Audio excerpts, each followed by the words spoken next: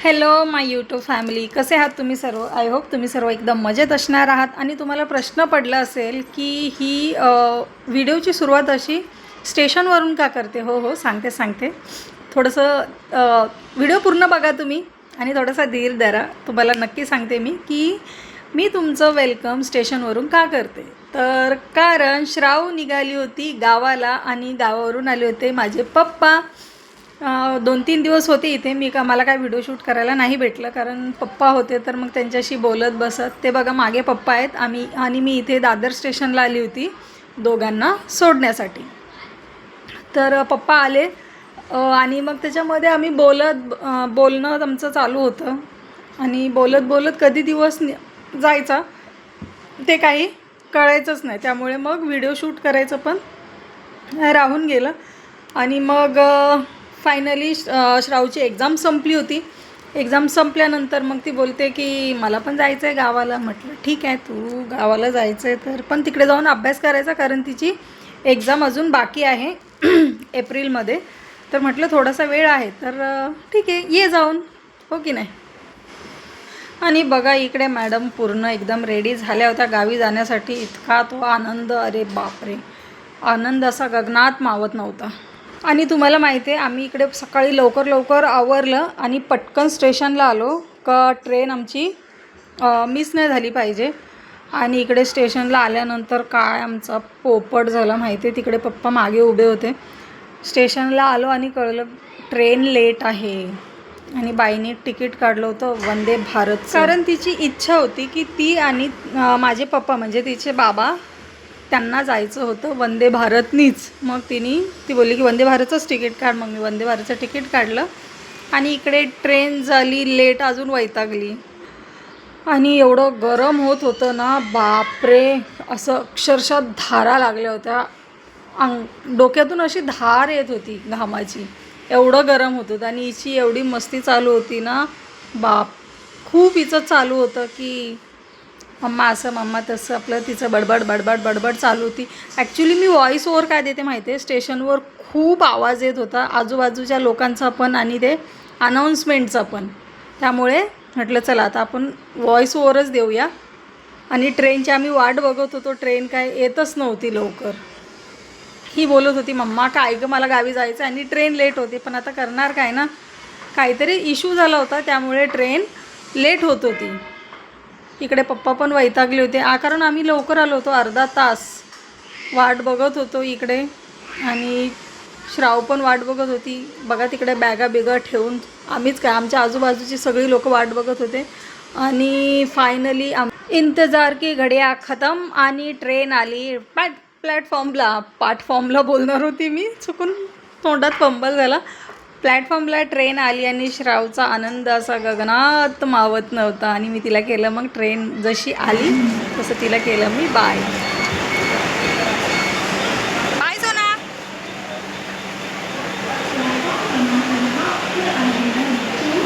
एकतर ट्रेन एवढी 10-15 मिनटं लेट आली तर आली आणि एकच बरोबर 1 मिनटच थांबली आणि गेली पण. एक तर मी शोधत बसली त्यांना इकडे तिकडे. आली घरी. काय ऊन आहे ना बाहेर, बापरे, एवढं ऊन, अंगातून अक्षरशः घामाच्या धारा लागल्या होत्या, इतकं ऊन.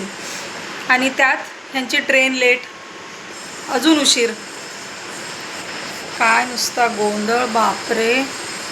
फायनली मग ट्रेन 1:19ची होती, ती आली 1:30 वाजता.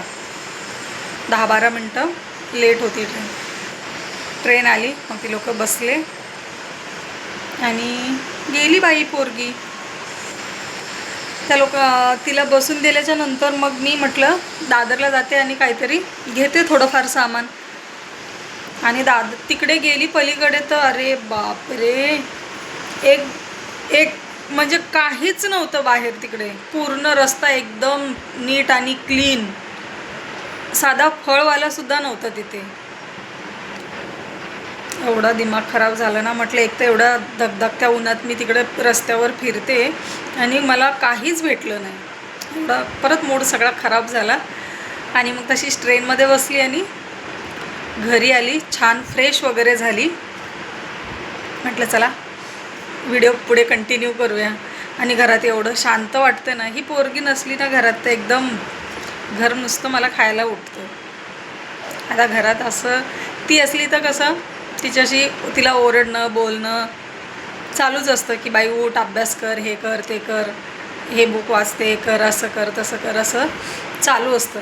आणि ती घरात नसेल तर मग मला तर आता अजिबात करमत नाही ती घरी नसली का. आणि ती मस्त गेली आहे आणि मला सांगते पण आम्ही इथे पोचलो तिथं पोचलो असं सगळं. झालं बाबा काय आता. आणि हो मला जेवायला पण एवढा उशीर झाला ना. तिकडून आल्याच्या नंतर मी जेवली म्हणजे 4 वाजले मला जेवायला. नुकतीच मी जेवली आणि बसली. आता थोड्या वेळात पाणी येईल. 5 वाजता पाणी भरायचं. श्राव पोहोचली आसनगावच्या पुढे पोचले. तिने कॉल केलेला तेव्हा मला ते आम्ही आसनगाव क्रॉस केलं. आणि तिचं जेवणाचा काहीतरी इश्यू झाला वाटते ट्रेनमध्ये. कसली तरी एमर्जन्सी काय होतं काय माहिती नाही. आता जेव्हा ती मला घरी जाईल तेव्हा सांगेल की काय प्रॉब्लेम झालं होतं ते. बघू आता काय. चला आता मला बाकीचे कामं करायचे आहेत आणि कंटाळा आला मला खूप.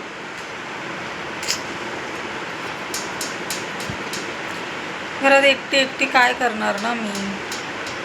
मोठा प्रश्न पडतो. झाडाला पाणी बिनी द्यायचं आहे. झाडाला पाणी वगैरे देते. सकाळी टाकलं होतं एकदा पण उन्हाळ्यात कसं 2 वेळा पाणी टाकलं तर झाडं सकाळी पाणी टाकलं तरी त्याची जी म्हणजे माती एकदम कोरडी कोरडी होऊन जाते. असं वाटतच नाही की सकाळी पाणी टाकलं. त्यामुळे परत संध्याकाळी म्हणजे पाणी बिनी भरून झालं 5:30-6ला परत एकदा मी ती झाडांना थोडं थोडं पाणी टाकते. म्हणजे परत ती झाडं अजून छान होती.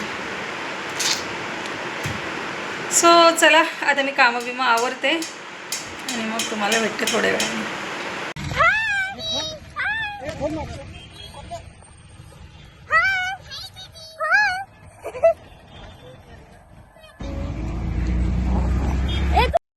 हाय गाईस कर. काय आणलं मी? काय आणलं?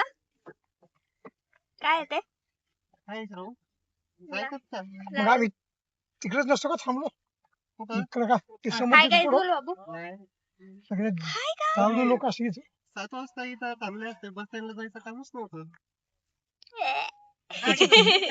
त्याच्यात मी एकदा आलो होतो नाही, हे करायचं. एका सीटचे पूर्ण पैसे द्यायचे त्याला 3 जागाचे. काय आणलं ते सांग. काय ते? तुला काय मला खायचं? नका जायचं ना. पिझ्झा खायचा? कसं खायचं पिझ्झा? समोरून तिथून जा. असं खायचं? लाडू खातो? त्याच्यामध्ये पोराला काही नाही. काय बोलतो डॅडी? तासभर तिथं जाईना तर आपल्याला गर्दी. पिझ्झा खायचा? गाईज मी आता रात्रीचं जेवण बनवायला घेते. घरात मी एकटी आहे. मला खूप जास्तच बोर होतं.